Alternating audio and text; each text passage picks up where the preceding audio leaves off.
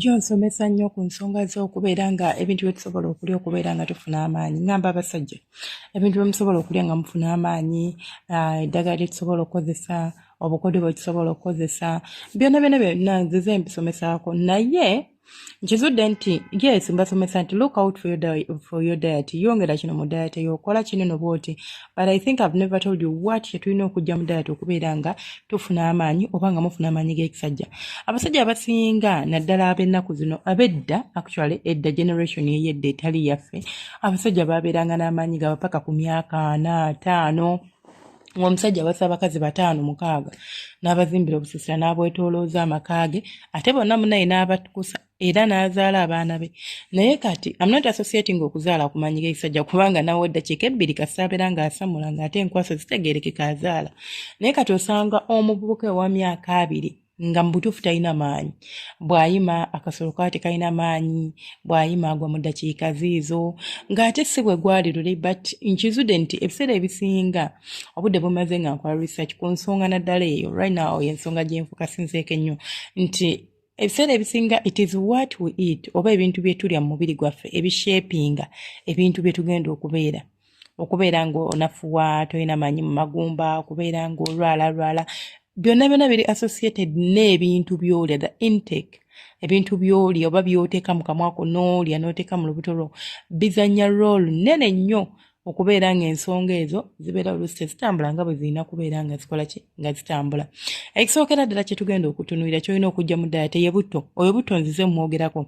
Abasajja basinga mulya butto oba mulya kye tuyita seed oils. Of course seed oils njogera ku vegetable oil, njogera ku sesame oil. Oyo yenna yena butto si mulungi eri omusajja kubanga butto alina fats oba alina ebigeza kangambe bwenti alina fats, and fats are not good for omusajja kubanga intercepting cholesterol levels, which is going to intercept again oba zigenda creating hormones zigenda intercepting the manufacture of kye tuyita testosterone levels. Omusajja we nawe okubeera ng'osobola okuyima obulungi olina okubeera sure nti testosterone levels ziri normal. But if your testosterone levels drop to the lowest oba kawansi ddala, kizibu nnyo okumaintaininga omuyimo gwo, tebakulya ebinusu. Kizibu nnyo okuba ng'osobola omaintaininga omuyimo nga your testosterone levels are very low. And what causes these testosterone levels to go down? It's because of what you eat. Butto si mulungi. Boiro oyo akikolanga. Ate nawo basaza okulya butto. Kabutto akatini ako kamala. Anyways, I specifically speaking, ndi muntu ayagala okulya butto mungi. But, ndi mukazi anyways. I know it also affects me ng'omuntu.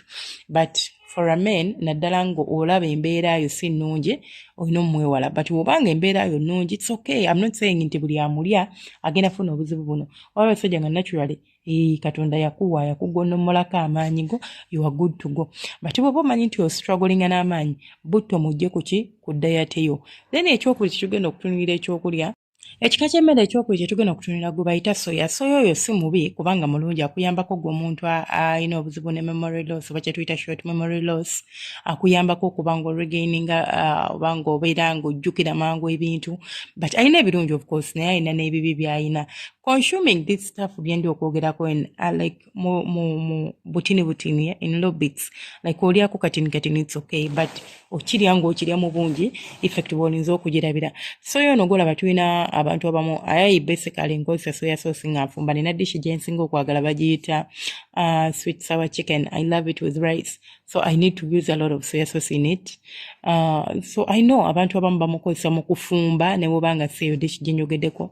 Abamu bamukozesa bamuteeka cucumbers ne bamulya, abamu balya soya yennyini like soya beans ne babulya, which is good for snacks. I also love them, I eat them. But ekizibu soya kyalina alina a lot of protein in it. Nti bw'oba omulya ng'omulya in high quantities ogenda kwesanga ng'ofuna protein mungi, and mu abasajja kijja ku affectinga. Kati testosterone zigenda kuba zibeera nnyingi oba zibeera high, which is not good for you. N'ekirala ogenda kwesanga nga omera amabeere. Bano abasajja bamera amabeere. It's because you have a lot of protein in your body. Buli kintu kyonna okufunctioninga mu mubiri gwaffe tulina kye bayita balanced diet. Twetaaga carbohydrates, twetaaga proteins, twetaaga fats, but in the amounts that are right, oba kye tuyita right amounts. If it's excessive, if it's low, it is going to affect your body mu mbeera bwetyo. Ekyokulya ekyali kye tugenda kyogenda okutulako kiyinza okusurprising oba ku amazing oba singa ayogedde ki, but pay attention. This is why I'm elaborating oba ngezaako okugaziyaako otegere lwaki njogedde ekyokulya kino kya bulabe oba kiri bwe kiti ne bwe kiti. Ekyokulya ekyokusatu gemazzi ga taapu. Amazzi ga taapu ago galaba bagatreatinga ne chemical eyitibwa chlorine. Chlorine oyo si mulungi eri omusajja. Chlorine ayina obuzibu bwagenda okuleeta nti tagenda kukwatagana bulungi nnyo wobanga omukonsumi nga tagenda kukwatagana bulungi nnyo na like hormones is producing testosterone. Togenda kusanga nti oli low at testosterone because of the chlorine you consume in tap water. Bw'oba onywa amazzi ga tap si kibi, but make sure nti ogafumbako. Don't just get kikopo ogenda funa tap onywe. Ntobola abantu abedda nze mbagambye bawangaalanga. Kati amazzi ga tap agali treated agenda gajjawa. Yagendanga ku mugga n'ajja amazzi mu nsulo ne yenywera. Kugundi ku luzzi n'ajja amazzi tegali treated. Gava pure mu wansi gali okay. Tegali treated muli zoloboza ntino nti gali mu blood. Actually, if I start to talk about abantu abakwira mu places fize tulabanga enchafu, balina immune system nnungi esinga naffe because they bond with the blood obo obwandi badde basumbuwa. Tuvola nti gwe okwata omwana wo n'omutwala mu kyalo, omwana wo n'alyako akantu kamu akagudde wansi. Oba ne bamuwera ku sowaani enchafu n'alyoka abaluka okubeera ng'alinga ayagala ovaamu ebyeno. Naye ng'ate obaayo gye bali tebalwala because they have a very strong immune system. Kati igwe bw'okwata amazzi ga taapu n'obeera ng'ogarelyingako okuganywa nga naddala togafumbyeko togakoze eki, gagenda kuleetera obuzibu because of how that water is treated. Gagenda mu chlorine bagatreating sa chlorine. Sometimes the chlorines are low, sometimes gawunya nnyo. Tosinanko ku mazzi ku taapu yo n'owulira engeri gye gawunyamu. Sometimes gawunya nnyo, sometimes gakola gatya. Nze dda nalinga njagala nnyo amazzi g'oluzzi. Nga amazzi ga taapu nga ngenda ku luzzi ne nfunayo amazzi oba ne nfuna omwana n'addira amazzi mu kadomola bwe kati. Yes, I would drink that water nga sigafumbye. Instead of drinking tap water. Ife bwetu bwe twakula nga tunywa amazzi g'oluzzi oluusi mama nga agafumbulisa gafumba whatever, but they would not advise us okunywa amazzi ga taapu. Aga taapu gooza ngoye, gooza bintu, gafumba and all that, but don't just get a cup n'ogenda ku mazzi ga gundi amazzi ga gundi ga taapu n'onywa. Ga-affectingira ddala obusajja bwo, ga-affectingira ddala omuyima ogugenda kwesanga bw'oyima. But it's all about testosterone teziproducingibwa mu bungi mu zirina okuproducingibwa kuba zibeera affected ne chlorine gw'obeera onywa, oba hormones zirina okukola testosterone zo ziri affected with the chlorine gw'obeera okonsuminga buli lunaku mu kumanya oba mutamanyaabo. Then ekyokulya kitugenda okutunuulira ekyo nno nga kiwoomera bangi. Kino technically si kyakulya, but of course abantu abasinga mu kikonsuming oba mu kikozesa nnyo kijja kuleetera okuba nga nkyogerako. Wali kiwuddeko nga bakugamba nti okunywa omwenge omungi gukuleetera okubeera nga tokyasobola kuperforminga mu nsonga z'ekisenge. It's not only about nti omwenge guno gudamaginga engeri omusaayi gye gutambulamu oba gudamaginga emisuwa egitambuza omusaayi, but it's more than that. Waliwo ekisifuka ku ekyo okubeera nti olina hormone eri waliwo chemical eri mu mwenge egenda okufuula testosterone zo into estrogen, and if estrogen is turned into like the testosterone are turned into estrogen, ogenda kwesanga nga waliwo tensi egenda okubeera waawo ekigenda okuviiramu okubeera nga tosobola kubeera ng'owangala. And ekyo ng'okitadde ebbali ogenda kwesanga nga omwenge guno buli bw'ogunywa mu bungi gugenda ku affecting oba gugenda kulwaza ekibumba kye. Ekibumba kye bwe kirwala kiyina still hormone gye kiproducing oba chemical gye kiproducing, ate nga chemical eno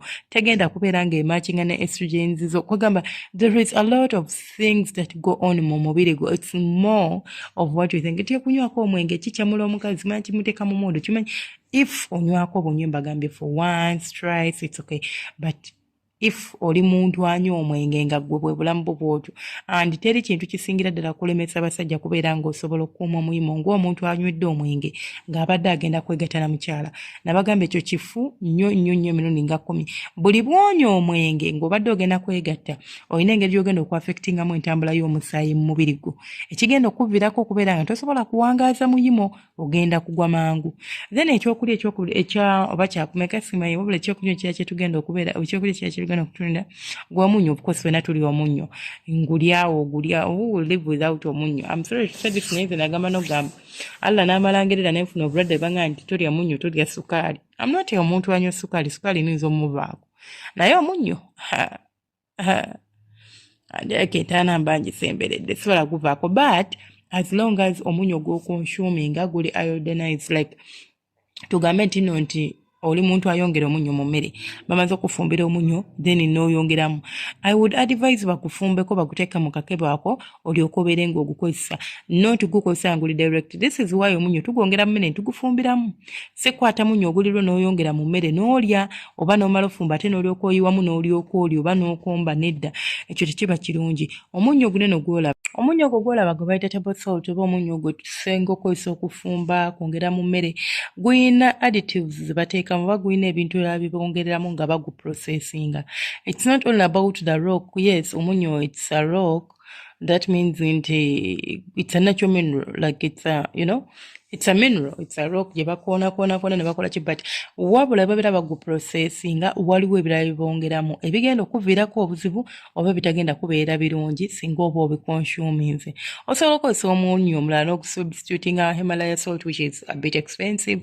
Sea salt tali expensive, osobola omukozesa rather than okozesa no table salt, because rushing ogufula like gwogugulira, there is a lot of things that go on oba engeri gye bagukolamu tebeera nti nti bagenda kukola baleme gwongeramu. Of course bookebera ingredients bakulaga nti munyo gwokka, nothing is added, but there is always something added more gw'omunyo abamu bongeramu n'ebintu ebirala just to make the volumes oba okubeera nga bakola amagoba. So we just have to be very keen nga tugulya gulinza okuviirako okubeera nga gwe guli okutta omuyimo gwo, gwe guli okutta ensonga ze z'ekisenge, wabula nga kitegeera lwaki tofunctioninga, naye nga munnyo gwewale. Naddala ogwo gwe mwongerereza ddala mu mmere omufumbeko guli fine, naye ogwo ogw'okwongerereza mu mmere and ng'okitadde n'ebbali omunyo gulwaza ensigo. If you consume a lot of salt oyinza okulwala ensigo, which of course kigenda ku affecting nsonga zo ez'okubeera ng'okola ki nga weegadanga. Ekyokulya kyekigenda okusembera ya processed food. Of course processed food tumanyi emmere eri processed, simanya kandi beans, simanya kandi ebyo nze sibirya na birya, sibirya. Actually, I've never even bought one can of it to bring it home. For what? Nze njagala nnyo ebintu ebiri nakyo, njagala nnyo ebintu olaba ne gye mpangaalira nti siri mu Uganda, but I do not eat canned food. Kale sijagana I eat fast foods bino, simanya baga biki, because sometimes you don't have time to cook, sometimes toyina maanyi, you end up eating that. But I prefer homemade food, oba I prefer real food. Nomba ngenda mu restaurant nga ndi Uganda, njagala restaurant efumba emmere eya ddala, saagala bino bye bongedemu, simanya biki ebintu nga kanaana. I just want a simple meal but ng'ewooma. Okitegeera rather than okumpa emmere eri processed, yonna erunga eri processed nga teri processed, asibyagala ebyo. So processed foods ziyina additives oba ziyina chemicals ze baziteekamu okubeera nga ziwangaala oba like ng'emmere yeewangala, like teyonooneka mangu. Kati ezo preservatives ze bateekamu ze zigenda okuvaako obuzibu okubeera nga zi-affecting testosterone levels zo nga gwe omusajja obeere nga tokyasobola kubeera ng'omaintaininga oba ng'okuuma omuyimo gwo. Abasajja bosanga oyima n'ogwa naye nga tekiva ku bintu by'olidde. It's not just out of the blue nti oba myaka. Yes, I know there are a lot of factors ebya-affecting omusajja naddala ensonga ze z'okubeera ng'oyima, but waliwo n'ekyo nti sometimes tulina bye tulya mu kumanya oba mu butamanya naye ng'ate bikuleetera buzibu mu nsonga z'ekisenge. With that all said, ne sukaali nabadde nabidde mbagamba sukaali naye waakubeera nga mwegerera. Abasajja you don't need to drink that lots of sugar. Osanga omusajja nga sukaali anywa bunywi nga bw'ayagala. Sukaali oyo agenda kulwaza, sukaali agenda kufuukira ekizibu. Yes, oyinza obutafuna diabetes kubanga it's not only about consuming sugar, or it's not even about consuming sugar. Kigenda okuviiramu ofuna diabetes, but sukaali anafuya omubiri gw'omusajja generally. A lot of sugars in your body makes your blood weak. Makes your body weak. Unless ng'oli muntu akajjuza nti otuuyana oba emirimu gy'okola gikwetaagisa okubeera ng'ofulumya entuuyo, you burn some calories, ekyo kirungi. But some people, you don't even do any exercise, you barely walk, like omulimu gw'okola ova ewaka n'olinya emmotoka, then you go genda otudde n'otuuka n'otula mu office yo n'onyuka olweggulo, then n'ogendako out, like nga you can't even walk 1,000 steps a day. That is the least, 1,000 steps a day nga tusobola zitambula nga just obeeraawo, and you are this person who consumes a lot of sugar, ojja kwesanga ng'ekisenge mie. Kasukaali kati ne kamala. Nze sinywa na sukaali by the way. Munywa mu buugi, ndowooza mu buugi mwokka kuba nga n'amata sinywa googya. siri muntu anywa sukaali munzikiriza nkome wano eno but make sure ebintu ebyo you look out for them otuba twogedde ku dayati y'omusajja yenna naddala nga ostrugglinga n'ensonga z'okubeera nga mu kisenge toperforminga bulungi ebintu ebyo bitunuulire obyekkaanye ojja kulaba nga at least otereza embeerayo ng'obeera bulungi. Omukama banjagalire temujjanga okwo mubeere bulungi tusinkana ate omulundi omundi.